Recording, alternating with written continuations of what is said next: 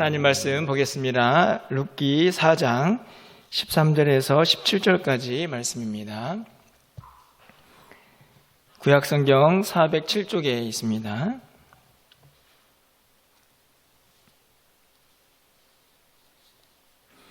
룻기 4장 13절에서 17절까지의 말씀을 한 절씩 교독하고 마지막 17절은 함께 읽겠습니다.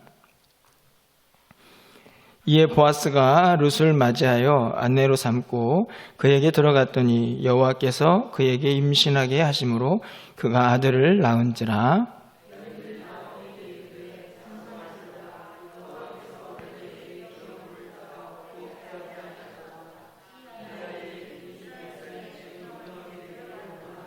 이는 내 생명의 회복자이며 내 노년의 봉양자라. 곧 너를 사랑하며 7 아들보다 귀한 내 며느리가 낳은 자로다 하니라.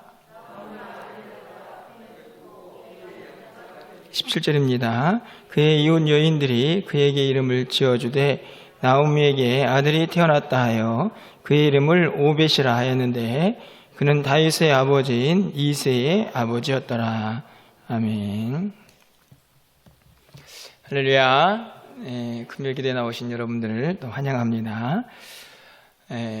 돌아보니까 코로나가 발생한 이후에 저희가 3번째 5월 가정의 달을 맞이하는 것 같습니다.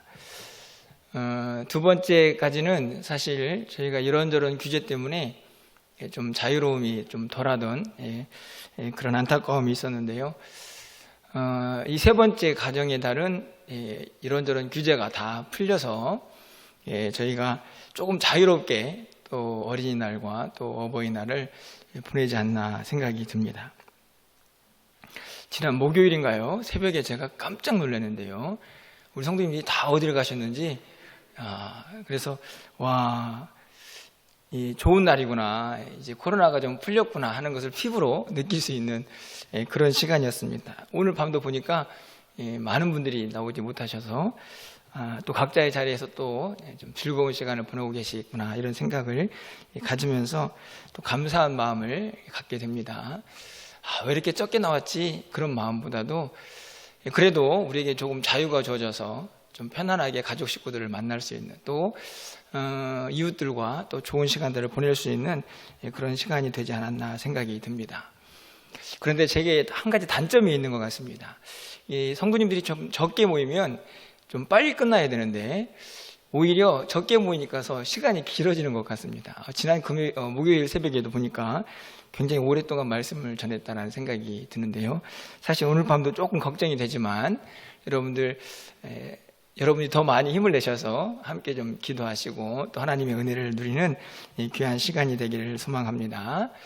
룻기를 저희가 새벽에 계속 살펴보고 있습니다. 사실은 이제 내일까지 끝인데 룻기 전체에서 가장 중요한 본문이 사실은 내일 새벽에 있는 본문입니다. 그래서 그냥 넘어가기가 너무 아쉬워가지고 오늘 금요기도회 때에 그 마지막 룻기에 있는 부분의 말씀을 좀 함께 나누면서 또 기도 제목을 삼으려고 오늘 본문을 택하게 되었습니다.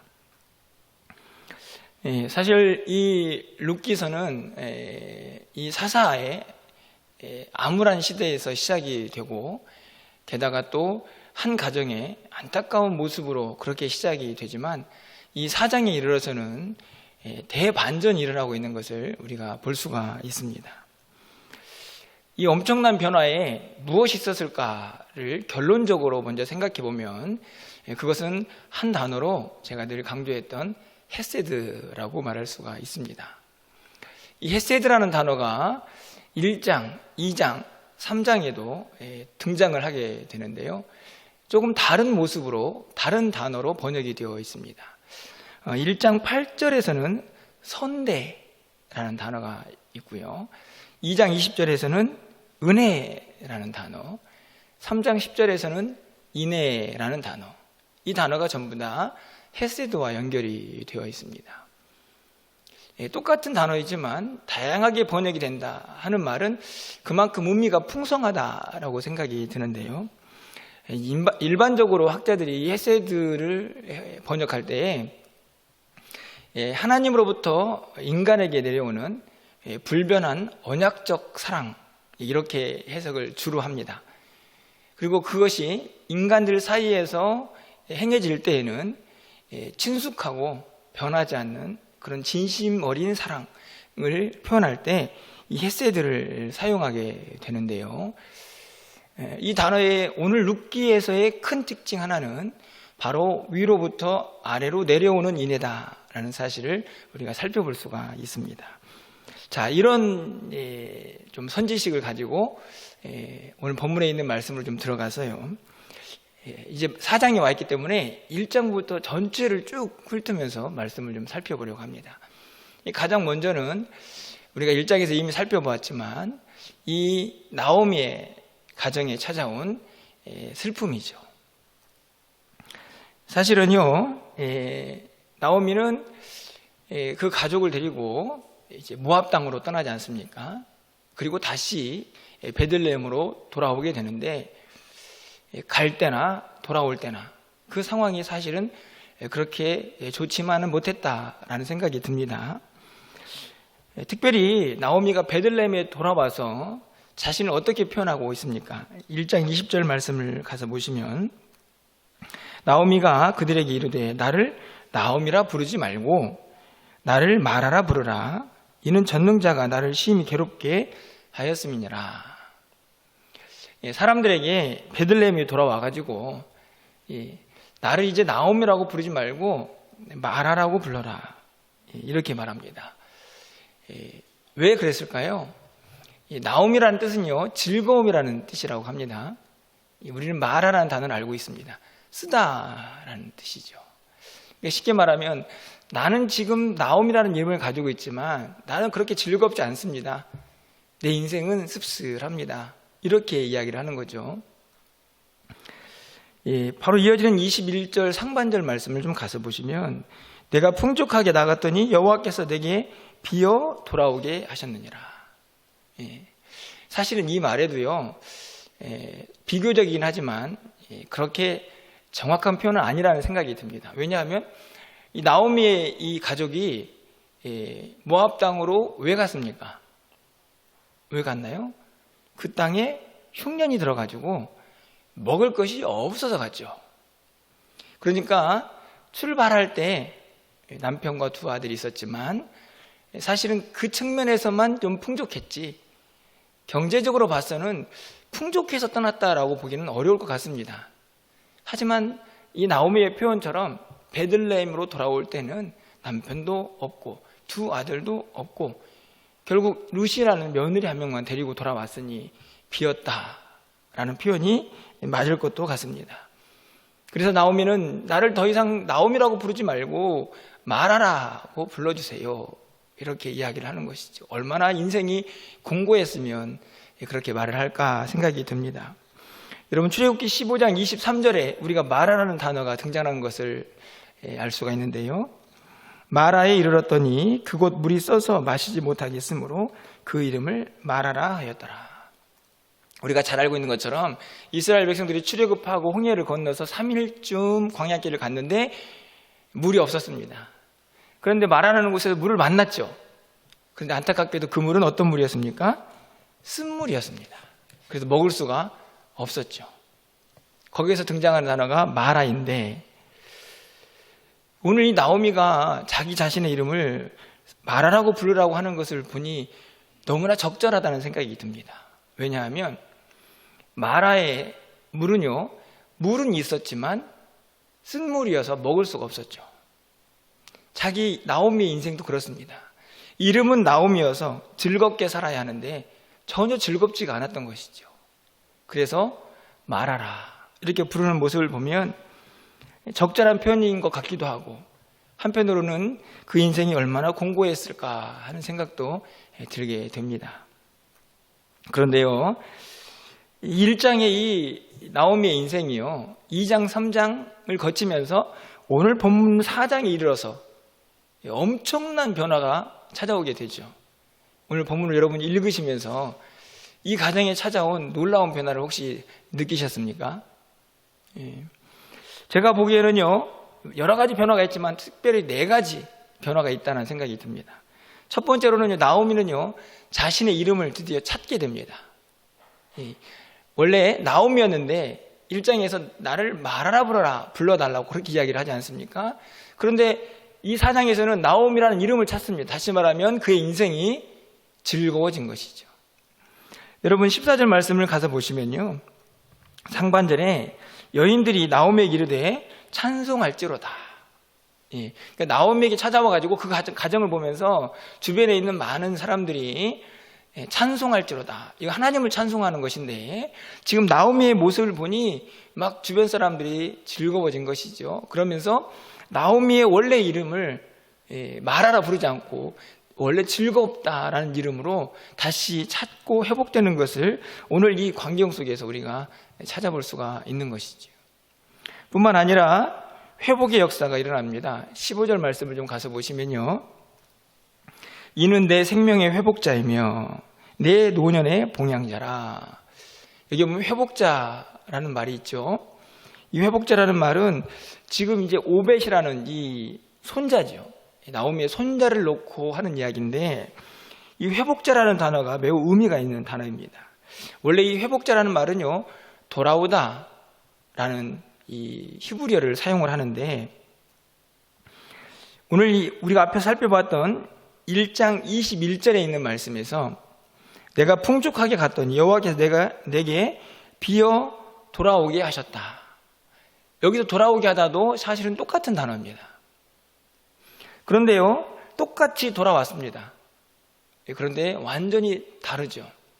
1장에서는요, 풍족에서 빈궁으로 돌아갔고, 오늘 본문에서는 어떻게 돌아왔습니까? 죽음에서 생명으로 돌아왔죠.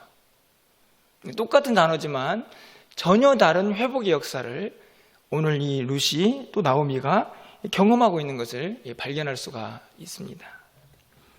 이름이 정말 나오미처럼 즐겁게 되었고요. 뿐만 아니라 그가 이제는 그 절망스러운 상황 속에서 다시 이 회복의 역사를 경험하며 기쁨을 회복하고 있는 것을 발견할 수가 있습니다. 뿐만 아니라요, 이웃들이 그 기쁨에 동참한다는 놀라운 변화가 일어났죠.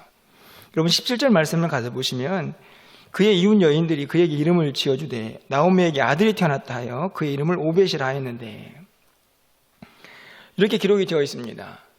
되게 단순해 보이지만요, 사실은 오늘 본문에 있는 내용들을 쭉 보면 여러분, 이 동네 사람들이 이 나오미의 가정의 변화에 함께 동참하고 있는 것을 볼 수 있습니다. 여러분 17절 말씀에서도요, 이 오벳이라는 이름을 누가 지어주고 있습니까? 그의 이웃 여인들이 그에게 이름을 지어주되. 이게 무슨 말인가요? 그 이전에는요, 나오미네 가정은 이 마을 공동체에서 아마 굉장히 안쓰럽고 그런 가정이었을 거라는 생각이 듭니다. 쉽게 말하면 말 걸기도 조금 안타까운, 왜냐하면 너무 그 집 상황이 안 좋으니까. 여러분 주변에도 그런 상황들이 있을 때 사실 쉽게 말을 걸 수 있지 못한 그런 상황들이 있지 않습니까? 그런데 오늘 본문의 변화는요, 마을 사람들이 다 달려들어서 함께 즐거워하고, 게다가 낳은 아들을 마을 여인들이 지어주고 있는, 이름을 지어주고 있는 것을 볼 수 있습니다. 다시 말하면 걱정거리였던 그 집안이요, 마을의 자랑거리가 된 거죠. 야, 저 집안은 참 복받았다. 마을 사람들이 다 그 기쁨에 동참하고 있는 것을 볼 수가 있습니다. 얼마나 큰 변화입니까? 마지막으로는요, 가문이 바뀌었죠. 사실은요, 오늘 이 룻기 전체는 이 오늘 마지막 끝에 나와 있는 이 족보를 향하여 달려가고 있다라고 해도 틀린 말이 아닙니다. 여러분 17절 하반절에 보면요, 그는 다윗의 아버지인 이새의 아버지다. 다시 말하면 이 오벳이 우리가 잘 알고 있는 다윗의 할아버지라는 이야기죠. 이것을 확실하게 확인하기 위해서 21절과 22절에 다시 한번 족보가 간단하게 기록이 되어 있는 것을 볼 수 있습니다. 오벳은 이새를 낳고, 그리고 이새는 다윗을 낳았더라. 여러분, 다윗이 누군가요? 다윗, 유다 왕조의 시작이죠. 그리고 그 왕조에서 누가 나옵니까? 메시아, 예수 그리스도가 나오죠. 가문이요, 완전히 바뀌었습니다. 그렇게 그냥 절망, 고통, 말아야 나는 비었다, 나는 쓰다, 이렇게 막 거침없이 자기의 상황을 표현했던 이 나오미의 가정이 완전히 뒤바뀌었죠. 놀라운 변화가 아닙니까? 바라기는요, 여러분의 가정 속에 지금 상황이 어떠하든지 간에 이런 놀라운 하나님의 은혜와 변화가 함께 임하기를 간절히 소망합니다. 여러분의 기도와 간구 속에 이런 은혜가 넘쳐났으면 얼마나 좋을까 하는 그런 바람을 갖게 되는데요. 자, 그러면요, 이런 변화가 어떻게 가능했을까 생각해 봐야겠죠. 제가 서두에도 말씀을 드렸듯이 결론적으로는 바로 헤세드 때문입니다. 여러분, 이 헤세드가 어디에서 어디로 흘러가는지를 한번 볼까요? 가장 먼저는요, 룻의 헤세드가 있습니다. 자, 여러분 보시면요, 1장 8절 말씀 화면을 보시면, 나오미가 두 며느리에게 이르되 너희는 각기 너희 어머니의 집으로 돌아가라. 너희가 죽은 자들과 나를 선대한 것 같이 여호와께서 너희를 선대하시기를 원하며. 이 선대하다는 단어가 어근을 보면 헤세드인데요, 나오미가 지금 두 며느리에게, 거기에는 룻도 포함이 되어 있죠. 뭐라고 얘기합니까? 너희가 나를 참 선대했다. 하나님도 너희들을 선대하길 바란다. 쉽게 말하면 너희들이 나에게 헤세드를 베풀었다. 하나님도 너희들에게 헤세드를 베풀기를 원한다. 이렇게 이야기를 하는 것입니다. 이 말을 들으면요, 이미 나오미는 이 룻을 통해서 은혜, 헤세드를 입고 있었던 것이죠. 자, 그런데 이 룻의 헤세드가 거기서 그치지 않습니다. 왜 그럴까요? 이 룻은요, 다른 며느리와 다르게 끝까지 나오미를 버리지 않았죠. 그래서 베들레헴으로 동행을 합니다. 그래서 무엇을 했습니까? 이삭을 줍죠. 왜 이삭을 주었습니까? 나오미를 봉양하기 위해서 이삭을 줍습니다. 생계를 유지하기 위해서죠. 룻기 3장 10절에 가보면요, 보아스가 이 룻에게 이런 칭찬을 합니다. 그가 이르되 내 딸아, 여호와께서 내게 복 주시길 원하노라. 내가 가난하건 부하건 젊은 자를 따르지 아니하였으니 내가 베푼 인애가 처음보다 나중이 더하도다. 여기에서 인애가 헤세드인데요, 지금 이 보아스는요, 룻을 딱 보니까 시어머니를 떠날 수도 있는데 떠나지도 않고 그 곁에서 봉양을 하는 걸 보니 정말 인애가 많구나, 이렇게 평가를 했습니다. 그런데 이 룻을 계속 보니까 처음에 어머니에게 베풀었던 것보다 훨씬 더 지금 그 인애가 더 크다라는 사실을 확인하고 있는 것이죠. 다시 말하면 룻이 이 나오미에게 베풀었던 인애는, 그 선대는, 그 헤세드는 처음보다 나중이 점점 더 컸다는 것을 알 수가 있습니다. 자, 그리고 나서는 이 룻이 아들을 낳아서 이 시어머니 품에 안김으로 말미암아 엄청난 기쁨을 가져다 주죠. 이게 바로 헤세드입니다. 인애지요. 선대고 은혜입니다. 자, 그러면 보아스는 어떻습니까? 보아스. 룻이 이렇게 나오미에게 이렇게 헤세드를 베풀었다고 하면 보아스도 마찬가지죠. 우리가 잘 알고 있는 것처럼 이 룻이라는 여인을 정확히 평가하면서 그녀가 이삭을 잘 줍도록 안내하고 보호했던 역할을 이 보아스가 하게 됩니다. 그것만으로도 사실은 인애 헤세드를 베풀었다라고 말할 수 있죠. 하지만요, 나오미는 그의 고백을 통해서 이 보아스의 그 은혜를 다시 한번 확인합니다. 여러분 2장 20절 상반절 말씀을 보면요, 나오미가 자기 며느리에게 이르되 그가 여호와로부터 복받기를 원하노라. 그가 살아있는 자와 죽은 자에게 은혜를 베풀기를 그치지 아니하도다. 이게 나오미가 룻에게서 보아스에 대한 이야기를 듣고 보아스를 칭찬하는 이야기입니다. 하나님이 그에게 복을 주셨으면 좋겠다. 그러면서 보아스가 살아있는 자와 죽은 자에게 은혜 베풀기를 그치지 않는구나. 여기서 은혜가 뭐라고 말씀드렸습니까? 헤세드입니다. 네. 사실은 인애고 사랑이죠. 다시 말하면 보아스도 누군가에게 이 헤세드를 베풀고 있었다는 사실을 우리가 말씀을 통하여 확인할 수가 있습니다. 더 분명한 증거가 있죠. 그게 무엇일까요? 오늘 새벽에도 살펴보았습니다. 기업 물을 자죠.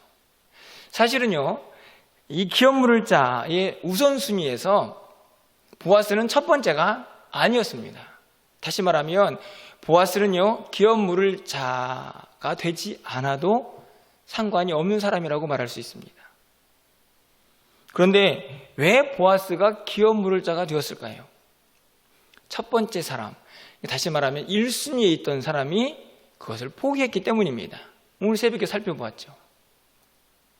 여러분 4장 6절 말씀을 가서 보실까요? 그 기업 물을 자가 이르되, 이게 첫 번째 사람입니다. 우선순위가 있던 사람이죠. 나는 내 기업에 손해가 있을까 하여 나를 위하여 물으지 못하노니 내가 물을 것을 네가 물으라. 나는 물으지 못하겠노라 하는지라. 이 사람이 첫 번째 기업 물을 자 우선순위에 있던 사람인데 보아스에게 이렇게 이야기하는 겁니다.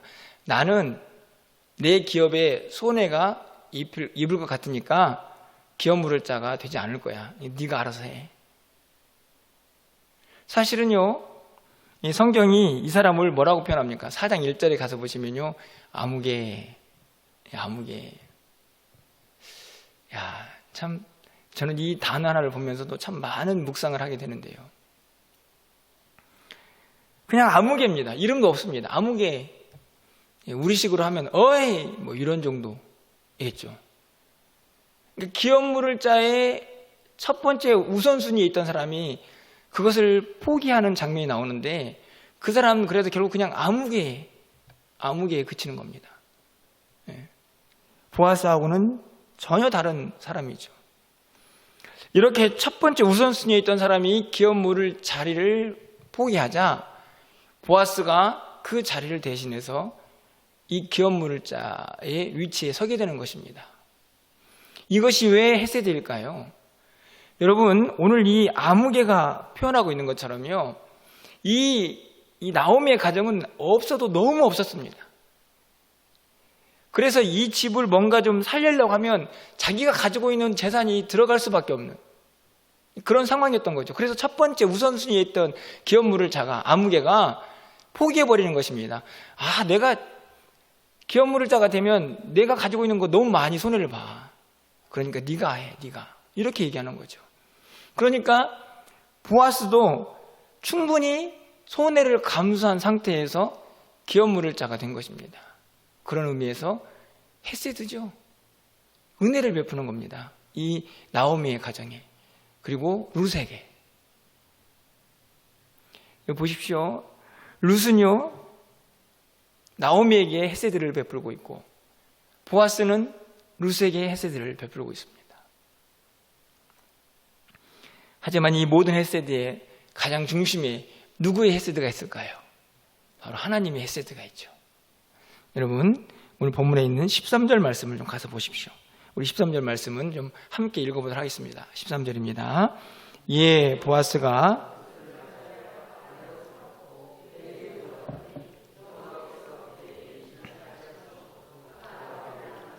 아멘. 사실은 이 아들 오벳이죠. 성경은 지금 이 오벳을 향해서 결국 이 오벳이 다윗으로 이어지기 때문에 이 과정에서 계속 하나님이 역사하시는 것을 보여주고 있는데 궁극적으로 그 아들을 임신하는 과정에도 오늘 성경은 하나님께서 그에게 임신하게 하셨다 이렇게 말씀합니다. 아무것도 없던 그 과정에 이 회복자이고 봉양자인 나오미의 기쁨이 되고 이 가정의 기쁨이 되고 궁극적으로는 이스라엘의 기쁨이 될 수 있는 그 혈통을 이어주는 분이 바로 하나님이시죠. 다시 말하면 오늘 룻기 전체에 흐르는 인애의 가장 중심에 있는 그 인애는 하나님의 인애입니다. 헤세드죠. 그 헤세드가 룻기 전체를 감고 있고 그 헤세드를 받은 사람, 은혜를 받은 사람들이 보아스가 룻에게, 룻이 나오미에게 전하면서 놀라운 이 한 가정의 변화를 이끌어내고 있는 것입니다. 그래서 결론적으로 말씀을 드리면 아무것도 없고 절망 가운데 있던 이 나오미의 가정을 송두리째 바꿔놓는 이 사건 속에 유유히 흐르는 놀라운 큰 강줄기는 바로 헤세드입니다. 이 인애와 선대와 은혜, 사랑이 이 가정을 송두리째 바꿔놓은 것이죠.